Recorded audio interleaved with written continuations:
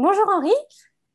Alors, Bonjour. je vous présente. Vous êtes aujourd'hui en charge de la partie habitation chez l'Olivier Assurance et vous avez donc un parcours assez atypique puisque visiblement vous venez du domaine de la musique. Vous étiez musicien professionnel auparavant et vous avez donc rejoint le secteur de l'assurance.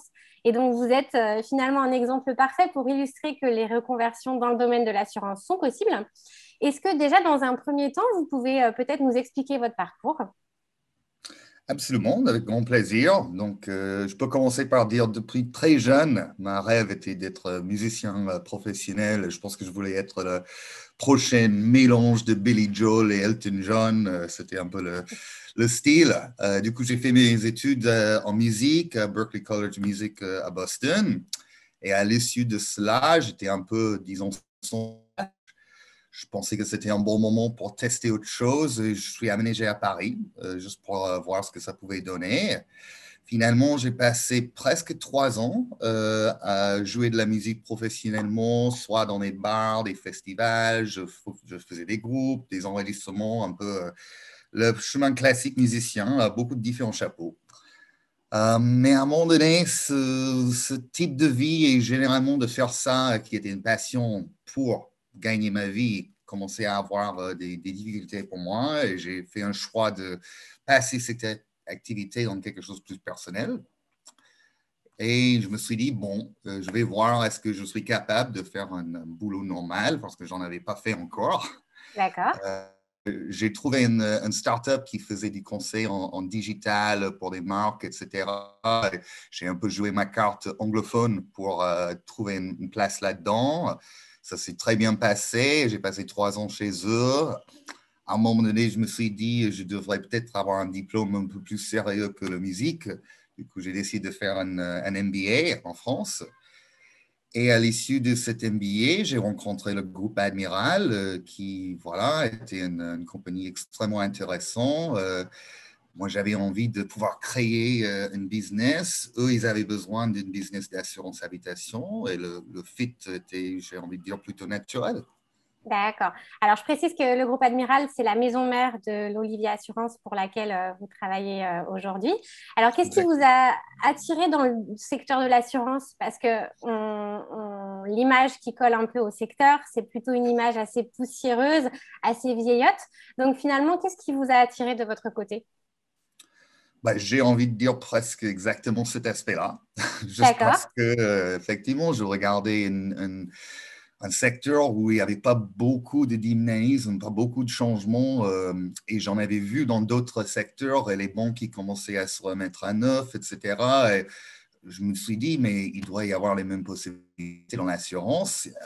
Pour moi, à la fond, l'idée de l'assurance, c'est quand même quelque chose qui est censé être bienveillante. On est là pour quand même aider les gens quand ils ont des soucis. Donc, il n'y a pas de raison pourquoi ça doit être tellement mal vu ou mal perçu. Et surtout, j'ai compris que dans le groupe Admiral et chez l'Olivier, on était vraiment dans cette logique à dire, mais en fait, si on veut que l'assurance soit différente, potentiellement, il faut des nouveaux regards, peut-être des regards qui n'ont pas justement toute cette expérience en assurance. Et j'ai trouvé cette approche géniale. Et du coup, je me suis dit, tentons. Et voilà, depuis, j'ai appris pas mal de choses sur comment ça fonctionne. C'est vraiment intéressant comme secteur. Alors justement, le secteur de l'assurance vante souvent ces métiers en disant que ce sont des métiers qui ont du sens. Aujourd'hui, est-ce que vous avez l'impression, vous, de faire un métier qui a du sens? Totalement. Dans le sens où, et c'est peut-être aussi le chance que j'ai eu sur le produit et dans le groupe dans lequel je me suis trouvé, mais là, aujourd'hui, j'ai pu prendre un regard vraiment sur l'assurance habitation et me dire, en fait, quelles sont les cibles aujourd'hui qui n'ont pas leurs besoins retrouvés, en fait, qui se sont délaissés par le marché. Souvent, aujourd'hui, je me focalise sur les jeunes comme moi, qui ont peut-être des besoins et des modes de vie qui sont différents que ce que l'assureur classique arrive à proposer. Et du coup, avec mon équipe, on a vraiment l'impression que ce qu'on essaie de faire, ce qu'on essaie de créer, va avoir un vrai bénéfice pour quelqu'un et quelqu'un qui pourrait nous ressembler. Et du coup, pour nous, c'est très gratifiant de pouvoir travailler comme ça. Et alors, comment s'est concrètement passée votre reconversion? Quand vous êtes arrivé finalement chez l'Olivier Assurance, Mhm. Quelles compétences vous avez dû acquérir pour finalement parler à vos clients? Très bonne question. Donc, effectivement, quand j'ai rejoint l'Olivier, ce que j'avais appris à l'école de business, etc., c'était un peu comment faire de l'entrepreneurship, comment trouver une idée de produit, comment calculer le valeur présente d'une idée et une roadmap. Ce que j'avais à apprendre, c'était à peu près tout le reste de Et oui, l'assurance, et c'est quand même c'est-à-dire conséquent. voilà, donc déjà, comment ça fonctionne, comment on décompose en fait le balance sheet d'un assureur, la partie qu'on paie pour les sinistres, les expenses qui sont engendrés, comment tarifier et en fait comprendre un risque et mettre le bon prix à ce risque pour que ce soit juste pour le client, mais aussi juste pour le reste du monde qui se trouve dans le portefeuille. Comment tous les différentes lois et les régulations marchent en France parce qu'il n'y a pas un pays comme un autre en termes d'assurance. Donc, je peux dire assez facilement que j'ai presque passé une année complète à vraiment acquérir ces différentes notions avant de vraiment me sentir à l'aise. J'avais beaucoup de chance parce qu'en fait, j'étais entouré de plein d'autres personnes qui connaissaient tous ces métiers et qui étaient hyper contents de pouvoir le partager avec moi. Donc, D'accord. j'étais bien entouré. Et c'est aussi passé par des formations que vous avez suivies au sein de votre entreprise? Pas forcément des formations officielles, c'était vraiment beaucoup plus organique avec les personnes, celui qui était responsable de tarification pour tout le bureau, prenait du temps avec moi pour me montrer toute la logique derrière comment il construisait ces différents modèles.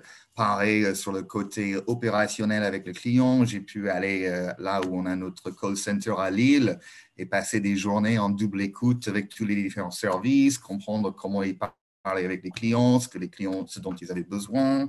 C'était beaucoup plus un partage naturel que, disons, un cours officiel. D'accord. Et c'est alors du coup, j'imagine que c'est votre esprit un peu entrepreneurial qui a plu à la direction des ressources humaines du groupe L'Olivier, c'est ça? Et plus que les compétences que vous aviez acquises dans le digital?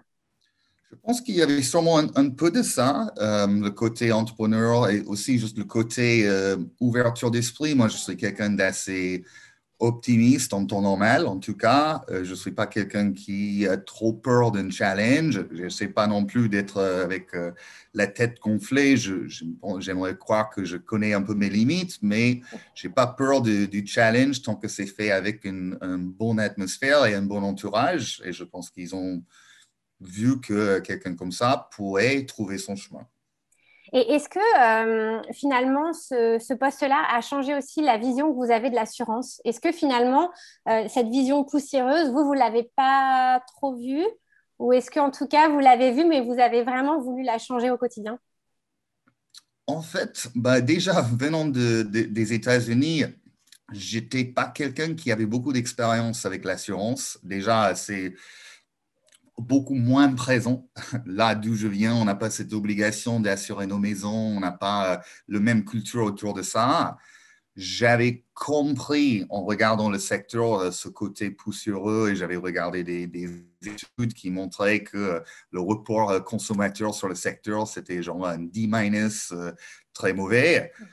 C'était en faisant, en fait, quand j'ai commencé à voir en fait comment on faisait déjà sur l'assurance automobile et en comparant avec ce que j'ai vu ailleurs sur le marché et échangeant avec d'autres acteurs dans d'autres compagnies plus grandes que nous, que j'ai vraiment réalisé, non, il y avait un grand écart, en fait, entre notre façon de voir les choses d'être agile par rapport aux besoins et ce qu'on pourrait imaginer le standard des acteurs traditionnels. Donc, vous avez encore de belles missions finalement à mener dans l'assurance pour essayer effectivement de digitaliser notamment ce secteur. Est-ce que c'est un secteur dans lequel vous vous projetez toute votre vie, toute votre carrière ou pas? Déjà, je pense que je ne suis pas quelqu'un qui arrive à très bien projeter au-delà d'une Ok. certaine range, mais ce que je vois, c'est qu'en fait, il n'y a jamais une semaine pareille. Il y a toujours un challenge qui est nouveau, il y a toujours une idée qui arrive quelque part qu'on n'a pas testé. En plus, on est dans une situation aujourd'hui où avec la digitalisation de tellement de choses, la démocratisation de certaines technologies comme les objets connectés, il y a énormément de dynamisme en fait. Et je pense que ça risque de ne pas arrêter tout de suite. Du coup, j'ai plutôt l'impression que je pourrais rester dans l'assurance toute ma vie et pas m'ennuyer. Et c'est aussi le message que vous voulez passer aux jeunes cadres aujourd'hui, de ne pas hésiter à aller finalement vers un secteur qui est en plein renouveau et qui a aussi envie de se réinventer. Je dirais surtout s'ils peuvent trouver les bons acteurs qui sont prêts à poser les bonnes questions et qui sont prêts à se remettre en question eux-mêmes et aussi se mettre en question la façon que ça a été toujours fait, ça peut être une aventure fantastique.